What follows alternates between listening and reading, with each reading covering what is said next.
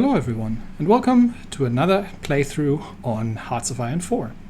As promised, we are now playing on No Step Back, and we're playing as Japan. So this is the first time I'm going to play a major. The first time I'm going to record myself playing a major. I have done a little bit of testing with Japan just to get a hang of what the No Step Back DLC has brought in, and oh boy is it a lot of things. So if you're not familiar with this, the latest DLC has brought a completely new supply system in. So you now have railroads, and as you can see here, you've got supply hubs, you've got trains in between, and sometimes you can see them driving. I can't see one right now, but they are driving along those tracks here. They're literally visible. So you got to build trains, and you've got these supply hubs, which is where the trains are dropping off their supplies. Supply here is food, medicine, bullets, ammunition, shells, everything that's required, fuel. And from these hubs then distribute this. And they can do this by horse, or they can do this by truck, for which you also need to provide trucks. So previously, when you would build trucks only for motorized infantry, you now actually have to build trucks and trains in order to get your supply sorted. And as you can see, the further away from a supply hub you are, like these guys over here, they're somewhere in nowhere. There's no supply over here, and things don't look too good. And they will not be combat effective. They will effectively be in the same situation as you would previously be when you're cut off from the supply system. You can improve these railroads and all kinds of fun things. So this brings a whole new tactical approach to things, because you now actually have to, well, first of all, make sure that your own supply lines don't get interrupted, because if somebody captures a province that contains one of your supply hubs, or a railway connection, your only railway connection to your capital, because still all supplies originates from the capital, then you're not going to have supply anymore. So it's both a gameplay mechanic that really makes pushing more difficult, and you can't just wildly push across the countryside, and it makes defending more interesting, because you can if you have certain points that you absolutely need to defend, not just victory points, but also supply points, that if the enemy takes these, it's getting a whole lot more difficult for your defenders to stay anywhere around it, and you might have to fall back to other supply points. Plus, you obviously now have to manage the whole railroad system and make sure that your supply is good, because otherwise you'll be out of supply. And if I can just mention one thing, this is China. No, it doesn't have much in terms of supply in it. So conquering China is going to be a very interesting proposition, but we're getting ahead of ourselves here. That was one part. The other two really interesting things, or three really interesting things, is previously the doctrines. You would research using the regular research. You can no longer do this. You need to purchase them for Army XP and for Navy XP, Air XP for Air, and Naval XP for the Navy to get your doctrines. You can no longer just research these. In order to compensate for that, the military command is now actually giving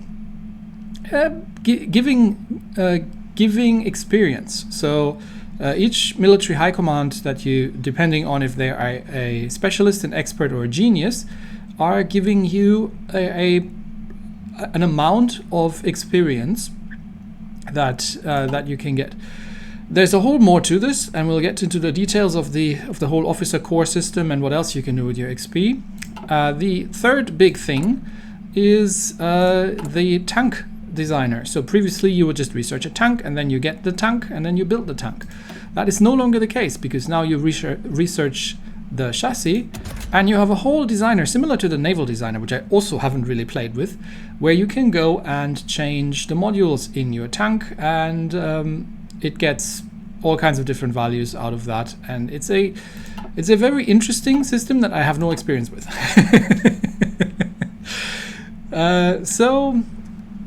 We're getting ahead of ourselves a little bit. So Japan. Historically, and we are playing on historical. I am not playing on Iron Man. That's not because I'm trying to cheat. I'm just like having multiple save games in case one gets corrupted, and I don't lose the progress from all these kind of things. I just don't trust these things. But yes, you see what I see. So I have test played kind of a bit around on a land battle in China. But that's about as far as I've gotten. So I've never played with the naval system. I have never really gotten into the whole naval battles and everything. And this is all new to me. So if this is all going horribly, horribly wrong, then it's both hopefully entertaining and historically accurate. Talking about history, Japan, we are in 1936, was in a very, very interesting situation. Because Japan had managed to turn effectively from I would say, almost medieval agricultural-based feudal system into the first of the great empires that wasn't in Europe, and that came as a bit of a shock to everybody because in the beginning of the 20th century, the Japanese actually managed to defeat the Russian Empire. Well, not like invaded or completely, but they gave them some crushing naval defeats, and they did stand up to them and were the first non-European power to do this. So that both gave everyone else a little bit of a shock because previously it was thought that only Europe could be an empire. But that happened, and Japan was in a very interesting crossroads because the Japanese were rapidly modernizing their country, their society, and their economy, and had a bit of a problem in terms of natural resources. So Japan, if we look around here, somewhere it's the resource mode, there it is. Japan has some resources, but it's not an awful lot. So we do have a bit of steel that we get here. We do have a little bit of everything, which is good. But it's not enough for what we're up to because Japan obviously needs to be a major naval power. They did start out with a textile industry, but then rapidly increased their industrial capacity into more and more manufacturing, and came to the conclusion that in order for Japan to become an empire and self-reliant to a degree and not be easily dependent on others where they were importing goods from. Mainly these guys over there in blue, who have a lot of resources and the Japanese tended to import a lot of things from. The Japanese decided that, they were going to have to become an empire also in the sense of that they needed colonies and they needed to get these resources and their manpower and the markets and all these kind of things. Now, China, as we're seeing currently, is a bit broken, and that's because the Europeans broke it more or less and chopped bits off, and Japan has already chopped a bunch of bits off. So we're 1936. So Manchukuo up here in the north, that used to be a bit of China, but it's no longer because the Japanese took it over after the Mukden incident and gave them a reason to effectively create a puppet state. So we have two puppet states. We've got Menkuko as well, and I hope I'm pronouncing that somewhat properly. But we've got these two as our puppet states currently. Japan is in control of the Korean peninsula. That has been conquered, and there are small bits of Japan scattered here, over there, and over here, and these also have been actually conquered by the Japanese. Plus, what is commonly known as Taiwan today, or the Republic of China, is or the island of Formosa, has also been conquered by the Japanese. That plus a couple of small islands, really small islands, out in the Pacific Ocean. So Japan needs to get their hands on raw materials. The Japanese have more problems than that. The Japanese obviously are a naval power because they're on an island, similar to the problem that the British have. And the British have managed just fine at projecting their naval power all over the countryside. As people have pointed out in the past, they're good videos about this, there aren't actually many countries in the world that haven't at some point been colonized by the British. So yeah, this is definitely possible. At the same time, the Japanese army has their very own ideas about how things should work. And the Japanese army also has their own ideas about the political system, because obviously if you're evolving this quickly, your political system isn't going to be particularly stable. Now Japan has an emperor and has, well, you could say sort of two major military schools of thoughts or directions in which the military thinks that things should go. The army thinks that it should be in power, really, and the emperor should be more of a figurehead, and they should have some mustache man-esque sort of person who is actually running the show, like some chancellor or leader of some sorts. The Navy, on the other hand, has a different idea, because it very much likes to maintain the emperor and has an almost religious relationship with the emperor and wants to remain a monarchy rather than being a fascist centrally controlled state. There's obviously also the constant battle about who gets the resources, who gets the who can use anything out of the very limited pool that they're having over there. The army would very much like to get their hands on the resources up north and take things away in Siberia, because they've already, I know, they've got a bit of beef still with the Soviets, and they would like to take all these things. The Navy has slightly different ideas and would like to take these things down south around Asia. There's also the general idea of the Asian co-prosperity sphere, which isn't quite as clear as as a synonym for Japan conquers everything, that as you might think. The initial idea was actually relatively beneficial, but obviously the actual implementation down the road was not, because Japan in the end became extremely militaristic and turned very firmly down the route of fascism. So we've got Hirohito as the emperor, and we are starting out as a firmly fascist nation. There's no space for any more democracy or anything else, or communism. The Japanese were also relatively afraid of any kind of left-wing communist thought. Not that it didn't exist, in the opposite, but that is once again a driving force for this sort of militarism. Right. So, what's the grand plan? Or what are the actual gaming problems that we're going to be facing as Japan? So first of all, what's our goal? Well, our goal is probably to conquer everything. At least that's what I'd like to attempt, to control and or conquer everything. So we want to defeat the Soviet Union, we want to defeat the Allies, and we might as well take South America and everything else since we're at it, and Australia. So. The big old dream of Japan becoming an empire and ruling the world. That's what we're going for.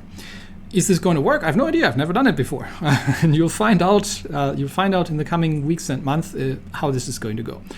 But the initial problems are manifold. So first of all, let's have a look at our national spirits, because there's usually some stuff in there that you need to deal with. We do have some good stuff, like the state religion, which gives us a better recovery rate for our divisions. We do have the zaibatsus, which is effectively a bunch of clans that are running big industrial conglomerates. Stuff like, Mitsubishi, these sort of things. And they have a lot of political input. So they have a lot to say in terms of government, because of the economic power and because of the riches that they have amassed. So this actually means that we're losing a certain amount of political power every day, or not gaining political power every day, and it's also rather difficult to change our trade laws. We are actually starting out on partial mobilization, which is a good place to start out. But as you can see, it's not the usual 150 political power to change stuff, but it's more expensive. We are starting out on limited conscription, which is okay. We can switch to extensive conscription relatively cheaply. which I might do at some point. But for now, we've got a decent manpower pool. We are on limited exports, and this is a very difficult decision to make, because if we're looking at our trade situation, we actually have a reasonable amount of things. So we do have a reasonable amount of tungsten, steel, and chromium that we're dealing with. The only thing that we obviously don't have is rubber, because nobody's got rubber except for the Allies, because they have these things down here, which have lots of rubber, and the African colonies. So rubber is going to be a major issue. We're not importing anything right now, but obviously having the economic law of the limited exports means that we're not getting a lot of bonuses from research or anything. It does mean, though, that more of our natural resources are actually available. We could change this out to export focus or free trade, but that means that we're going to lose a lot of our resources that we currently have just for trading. So is that a problem? Well, let's keep looking at the problems that we have. We have duplicate research efforts, because once again the Navy and the Army don't like talking to each other. So they've got our air research speed is slowed down by 10%. We do have militarism, which is generally good for waging war, but not so good for researching things to wage war with. So once again, we've got donks here on the factory construction and on the research speed. The inter-service rivalry is where it gets really interesting, because that's the Navy versus Army sort of thing. And if we unbalance this in one direction, it'll lead to effectively one of them being more effective and the other one being less effective. And we are actually a signatory of the London Naval Treaty. So we have certain limits in terms of tonnage, and this is represented here by the actual cost of ships we can build. Right then. By the way, if you're expecting any combat in this first episode, probably not, because I think the very first episode is just going to be going through everything and sorting things out. This is a major power. It's rather involved. As you can see, we have army divisions scattered all over the Pacific and all over our northern things. So we haven't even started looking at the Navy yet. But let's go through one by one and see what our situation is. We have obviously a national focus tree, and there besides the switch Japan to be communist or democratic kind of things, the more historical path is this one, which starts with the purging of the Kodoha faction. Now, the Kodoha faction were a group of ultra-nationalists in the army that were trying to, well, like I said, coup the government, and they are very much in favor of attacking the Soviets, which we're not going to be doing, because I think China is the more logical step. Why? Well, China actually doesn't have resource. China doesn't have much stuff that we need in terms of resources. There's just an awful lot of it. There's a bit of steel here. It starts looking a little better down south here, so there are definitely some resources we could develop in the and I have no idea how to pronounce this, the Guangxi clique. These are warlords, right? Because China has been broken apart, and there's a bit of communism, and there's the nationalist China, which eventually will end up here historically after the Civil War, way down. But the rest is just warlords controlling various areas. Why is China useful? Well, because it opens the gate for us to two areas. First of all, controlling all that gives us a long front against the Soviet Union that we can use later on if we want to attack the Soviets. It gets us reasonably close to countries like Iran, which have a lot of oil, which is good. It gets us reasonably close to the British over here, which we could deprive of a lot of their rubber if we conquer these things. And obviously, British Malaya is an absolute powerhouse in terms of resources, and the same goes for the Dutch East Indies. There is an enormous amount of rubber down here, plus a very, very reasonable amount of oil. that we can use. So rubber being useful, obviously, for trucks and airplanes. We do have the Philippines here, which are an American protectorate, or an American colony, really, which are obviously a big threat to us. So this whole area needs to be ours. And a good first step towards that is to just sort out this land area here. Because once again, if we leave it alone and somebody else takes it over, or it becomes antagonistic by itself, then we've got to deal with it coming from here. So sorting out all this bit here gives us a lot of good points to start off from. So our initial imperial expansion plans to secure the homeland and make sure that that nobody gets any funny ideas is to conquer these bits here, maybe that bit, and take over the Southeast Asian islands down south here, and obviously kick the Americans out of the party. Now there is a conspicuous island somewhere. Where is it? I don't know. Difficult to find. Is it over there? Yeah, there, Hawaii. There it is. Kind of halfway between Japan and the United States. And the Japanese historically have done things that weren't particularly smart to that island, because that got the United States involved in the war in the Pacific, which, given that they were already at war with the British and everybody else, was a bit of an issue. So the Axis are going to deal with Europe for the start, and we are going to try to secure as much of Asia as possible as our kind of first step of our imperial ambitions. We may take Australia. I'm not sure about it. I mean, it's not really anything I want. I just want the Allies out of there, really, such that they don't have an easy jumping point. And I mean, the Philippines are really close from where they can attack us. So that's the sort of long-term strategy. We're going to spend probably the first 2 years or so to deal with China. The other reason is the Navy, and we've got a lot of Navy. Where is it? There. We have an awful lot of Navy. In fact, we have so much Navy that I can probably spend an episode just going through that. So probably that's another thing that we'll start organizing once we have the basics out of the way. So first, let's get ourselves somewhat sorted. All right, we are going to start going down this path here because we want to rush the Marco Polo Bridge incident, which allows us to get a war started against China. So we can alternatively, we could just we can't just justify a war goal because we don't have enough world attention. But the focus tree here allows us to start the Marco Polo Bridge incident, which initially gives us massive debuffs against China, but as we go, it gets better.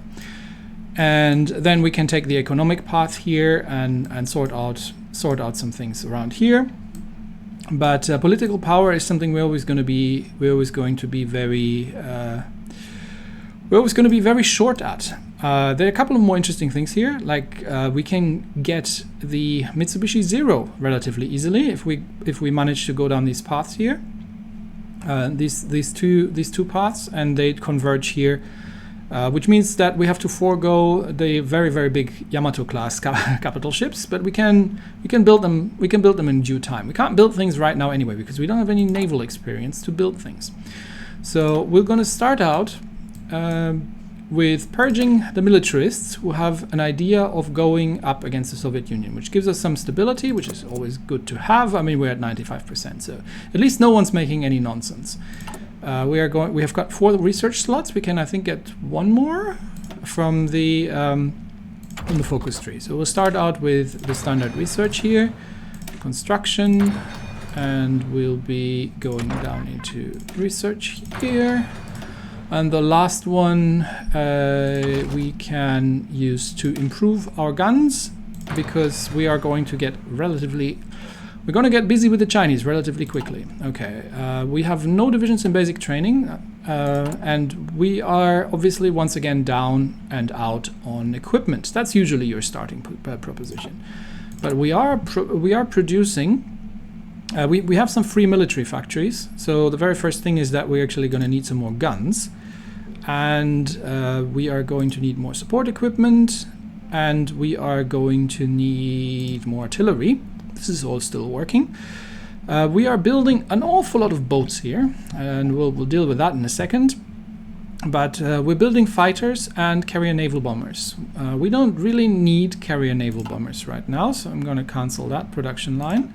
And I don't think we need many fighters, but let's consolidate our air force first before we get any decisions. You see that? It's an absolute mess is what it is. So we've got an air force, an army, and things to consolidate. The other thing, yes, that I forgot to mention in terms of long-term strategy, China doesn't have an awful lot of airports. There are relatively large air control zones over here, and there is, especially in the more rural area, there is not an awful lot around in terms of airports. So what I'm thinking, and this is something that we actually haven't researched, is that we are going down the tactical bomber route. I mean, we do have the G3M, and we can use these to we can use these early on. The Chinese don't have an awful lot, and close air support is better at close air. So these guys, if we use tactical bombers, are a bit of a jack of all trades. So they can do a bit of strategic bombing, and they can do a bit of ground attack, but not as good as the other ones. So they've got a ground attack of 3, whereas these guys have a ground attack of 8. So they're obviously not as good, but they have. First of all, that's also not the same. We're going to have to look at these. So these would have a ground attack of 6 versus a ground attack of 8 on the close air support. But these guys can do some decent naval attacks as well. And they have a much longer range. So these guys have a maximum range of 2,400 kilometers compared to 700 kilometers on the close air support. So these are long-range bombers. So what I'm thinking is to take up, this is going to take a while, so we're going to start out with these, but these also have a 1,400 kilometer range, so it's a good starting point. It's still twice as much as these guys have. So we'll be getting into the research for this, which is going to take a while because Japanese air research not great. But I am thinking of producing mostly tactical.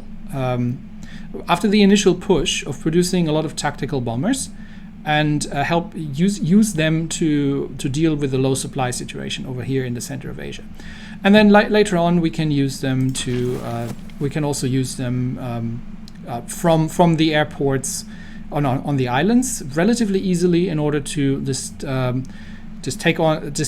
use them as land-based bombers to cover large areas of Asia, and we can also use them later on against the Allies, hopefully, in terms of naval things. So this should be a good thing to do. But yeah, we're gonna no longer build interwar fighters. We do have the Type 95 Hago tank, which if we're looking at our let's have a look at our division templates. Oh, that's another thing that's really changed. So you remember how this used to be just even numbers, like you would build 20 width or 10 width or 40 width because all things had different combat width. No longer the case. So a lot of these things here are 90 plains, 84 width for forest, and then we've got the 80 width for the hills. But we also got a fair bit of mountains around here. So a lot of this areas here are actually relatively mountainous back in the rear, and mountains only have a 75 combat width. So the whole 20 width thing is really no longer so much of a case. And you often are going to get slight penalties. But I am sort of considering sticking with 20 or 21 width because they are relatively good for most terrains. Which gets us back to our and constitutionally these are 24 width. So I am sort of thinking it's a little bit large. I'm sort of thinking, but again, we need army experience for that to no, to get rid of one and to replace one with artillery. No, actually get rid of 2 and replace one with RT. That gets us to a 21 width, which is a slightly better overall kind of template to use. And these are our main army units. Now we do have some tank units, but these are more like infantry light tanks, sort of. So these are 14 width infantry units with a little bit of tank support. So they're pretty crap. We do have cavalry units, which are just 12 width cavalry with nothing on it. So we can use these for policing our conquered states. We do have a relatively beefy motorized division here, which is effectively full of trucks. But once again, it's a 24 width, which is not a great size to be. We do have marine divisions, and these are just 12 width marine divisions, so special forces, and we'll see what we're going to do with those. And we do have these low priority sort of garrison divisions, which are just 12 width without anything. So these are the guys who are guarding our islands. So, all right, where were we? Ships, yes. We have ships. We have lots of ships. So the very first thing we probably want to do is going through our ships and decommissioning all the things that we don't care about. Because if we look at our naval research, the Japanese Navy is actually relatively up to date at this point in some regards. So we do have pretty good torpedo launchers. We've got the 1936 submarine, we've got the carrier hulls, we've got the 1936 heavy. We could research the super heavies. We've got the 1936 cruiser hull. What we don't have is good destroyers. So these are still just post World War I models of sorts, and we're also completely lacking most things that are good for destroyers, like sonar. So that whole tech is still very much behind. We don't have the catapult planes for the cruisers, and while we do have some research going on here, there's still an awful lot that we need to deal with. So going back to our naval designs, we are going to decommission everything that we're not going to be building, because that's a lot of designs. Now let's go through them. Like I said, this episode is just going to be finding our bearings. So if you're more interested in the actual action, then I recommend just skipping this one and coming back to the next one. So we don't want to build any more converted battleship hulls, because we actually have a 1936 carrier hull, and we've got the Soryu class of carriers. So if we look at that template, she's got three hangar slots. It's got just a carrier engine 1, unfortunately, but she's reasonably quick with that and has got some secondaries. This thing can carry 60 planes, but they do use an awful lot of fuel, obviously. But that's sort of the best we currently have. And the Soryus were, I think, the second after the Ryujo to be fully designed as carriers rather than being converted hulls. So we're going to get rid of the converted battleship hull. We don't need that. The Zuihos, we're not going to build that anymore. And converted cruiser hulls aren't going to happen either. We do have the 1936 heavy ship hulls, but all the heavy ships that we currently have are all dreadnoughts or older. So we do have the Congos, and I think the Congo is was she a battle cruiser in this?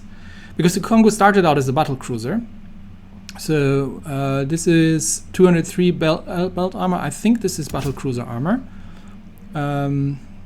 Yes, I think this is battle cruiser armor. So the Congo is a battle cruiser in this, and that is correct because she hasn't been refitted yet. We do have the Nagato class, which is the Congo. Obviously, we look.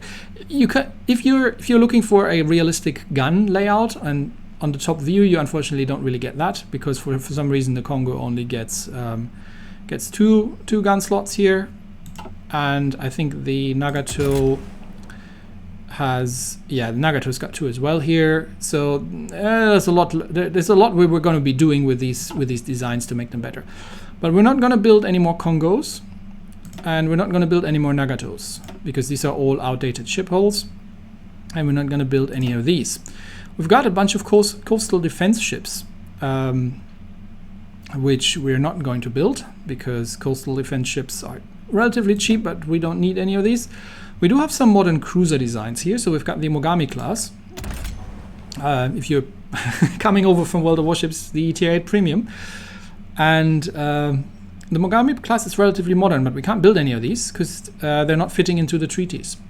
So these are actually with 200 heavy cruisers with the 200mm guns, which I can't quite remember at which point the Mogami was getting 150s or 200s, but that's a thing. We've got the Tone, which has obviously more catapults, as we can see here, but obviously it's also a heavy cruiser design.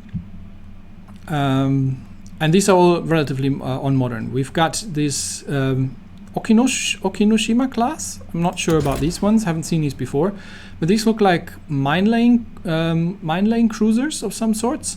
So they're reasonably cheap, but they're also terribly under-equipped, and we are not going to build any of these. We've got the Kuma class, which is, what is it, tier 3? Tier 4?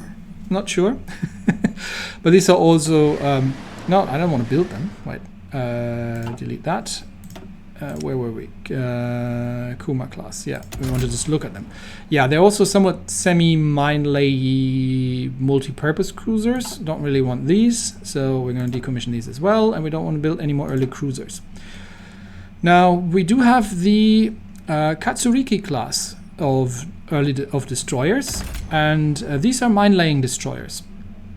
So that might be useful.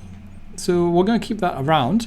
We're going to need effectively, I think, and I've never done this before, so this is all just my plan here. We are effectively going to need a type of a fleet screen destroyer, which is mostly torpedo armed and capable of a little bit of anti-submarine warfare if necessary. And that would currently probably be the Fubuki class that we have here. Because yes, they have a bit of anti-submarine warfare. They've got a torpedo loadout. They don't have any AA. They don't have any sonars because we haven't researched the sonar. But they're sort of the best kind of destroyer that we currently have. So these would be our fleet screens. We've got these guys mine laying. We also need someone for mine sweeping. And we are going to need escort destroyers, which are pretty much purely anti-submarine warfare destroyers that can go in small groups and just make sure that if any American submarines are coming around and threatening our convoys, then they can deal with those. We don't have those. We don't really want to build any more early destroyers necessarily, so we're going to be decommissioning that as well. We could leave it in because we might be building some cheap ones. And we have the 1936 submarine hull, which is good, we want that, but none of our designs is currently using that. We've got the I-121 class, which is still an interwar design, and the I's were actually the main submarines the Japanese Navy were building. These things are not great because they're again multi-purpose mine-laying torpedo submarines. We have the Roe class, which were, I think, second line or smaller submarines, so they only have one torpedo launcher. And we've got the Kaidai 3 class, which are actually proper submarines which are focusing only on torpedoes. So we do want some mine layers, but I'm not sure I want mine-laying submarines. I'd rather have submarines that are capable of taking out convoys. We don't want to build any more early submarines. We also have cruiser submarines, which are a special type of submarine that is better than, I think, the 1936, but not quite as good as the 1940 ones. They do have a very long range. So these guys have a 5,000 kilometer range, whereas the 1936 submarine hull only has a 4,000 kilometer range. So they've got a better range, and these guys have 3 slots, and the cruiser submarines have 4 slots. So there's more interesting stuff we can build. We can use them for scouting. We can use them for extended range. We can do all kinds of interesting things with these cruiser submarines. But we don't have any naval experience, so we can't design anything right now. So I'm just tidying up here right now. We don't really want mine-laying submarines, in my opinion. Mining is interesting, but I'd rather have submarines be capable of... I mean, we can look at the production costs. These cost 480 to make, and the mine-laying destroyers cost actually twice as much. So maybe we'll repurpose some of the submarines for mine-laying. But what's the mine-laying power that these things have? Where do I find? That's mine-laying 1, and these guys have mine-laying 2. So it's technically it's technically cheaper to build mine-laying submarines. So we could repurpose these. Actually, no, we can't. We can't get a mine-laying slot in here. So they're going to cost half as much as the destroyers, but they're also only about half as useful. So we'd spent 960 on these, and we can probably get these guys down a bit cheaper if we throw out the fire control system. Yeah, we can get these down to 760, and they're actually more effective in terms of mine laying. So I think we're going to retire these guys, and we're not going to be using these anymore. That leaves us with the Rose and the Kaidais. Now the Rose are technically the same hull, but they're smaller, so they only have 1 torpedo launcher rather than 2. So we don't want these either. So we're going to decommission that as well, and that leaves us with the Kaidai 3 class, which we have better torpedo tubes, and we have better engines, which would make them faster and less visible, because they're better engine, but they're also going to use more fuel. But yeah, once again, we can't mess around with the designs here. We can give them better torpedoes later down the road, but I really don't want to. I don't want to build anything based on the early submarine hull anymore if I already have the better hulls. So I'm going to leave it here. I'm not going to decommission it because I do want to convert some ships into these, but we're probably not going to be building anymore, but that's going to be our mainstay. All right, so what are we lacking? Well, we're lacking scout cruisers, and we're lacking screening light cruisers, because we don't really have any light cruiser designs we could use over here. I mean, there are some decommissioned ones. We've got a bunch of... we've got a... if we're showing the outdated equipment, we've got a bunch of early light cruisers that are in all kinds of shapes and sizes. But what we really want is a scout light cruiser, and we can use the 1936. Again, I'm going to stop that. No, the 1936 cruiser hull, and actually set these up properly once we have the naval experience. So, which also means all this stuff we've got around here is a bit crap. I mean, it's powerful for 1936, but we don't really want to build an awful lot more of them, in my opinion, because. And that's the other problem. We are going to need a modernized navy, and the modernized navy is going to need a lot of fuel, which we don't have. Now we have 441,000 tons of fuel, but we are not getting a lot. The only fuel that we actually control is up north here. So there's a little bit of fuel up here, but not much.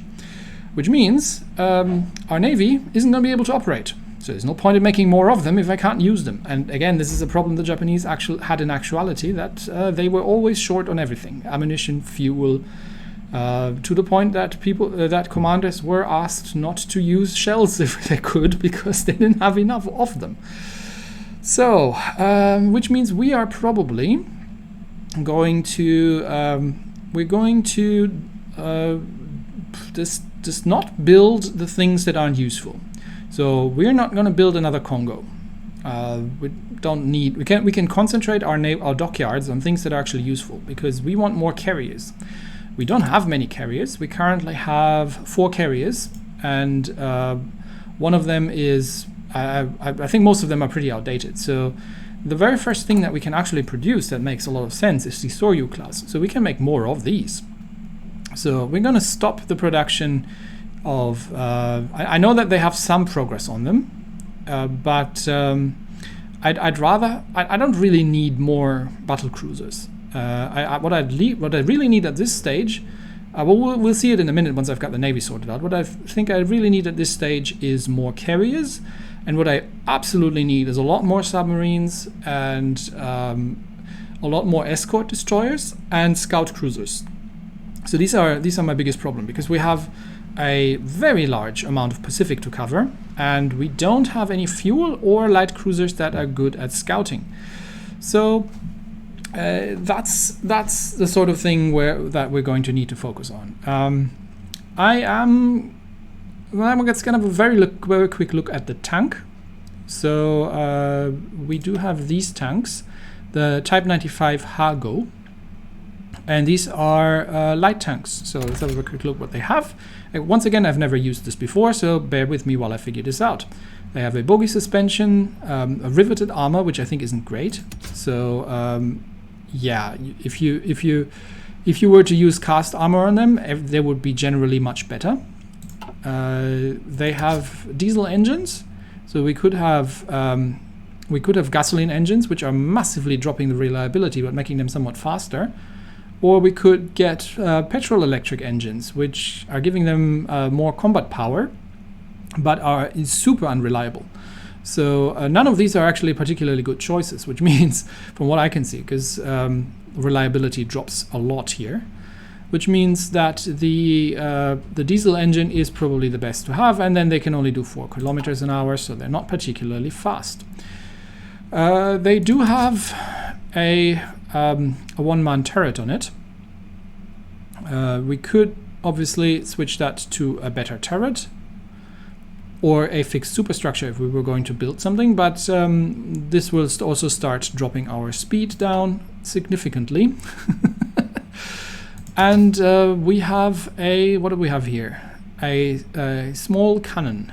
So that's is this like an autocannon? I almost think it is like a 20 millimeter cannon or something. I would have to. I'm not super familiar with tanks, but I know that the Hagos were historical modules, so I'm actually going to have to look that up.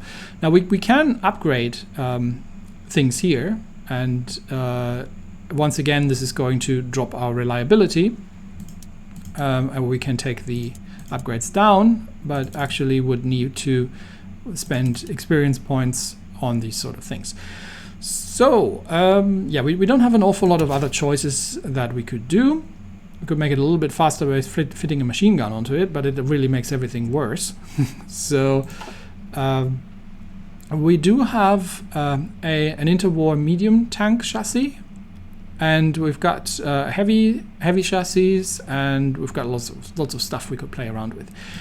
I am not thinking of using tanks very much in China.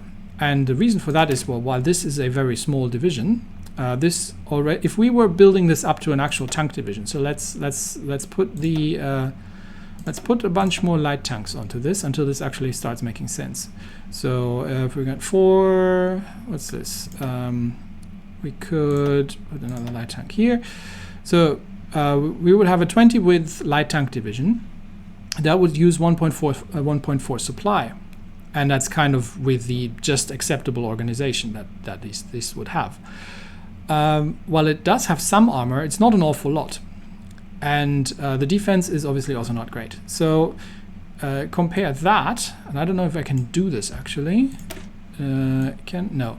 So if we switch around, this is the 24 width, which has about half the supply use of what these tanks were using.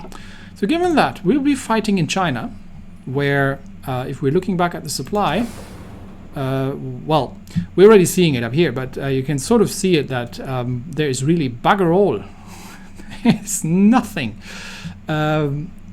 We are going to be very supply starved. So bringing supply hungry tanks into China with questionable combat value feels like not something that I actually want to do. So this isn't going to happen. So we're not going to bring the tanks, which means I also don't have to start putting research into tanks, because tanks now need a heck of a lot of research.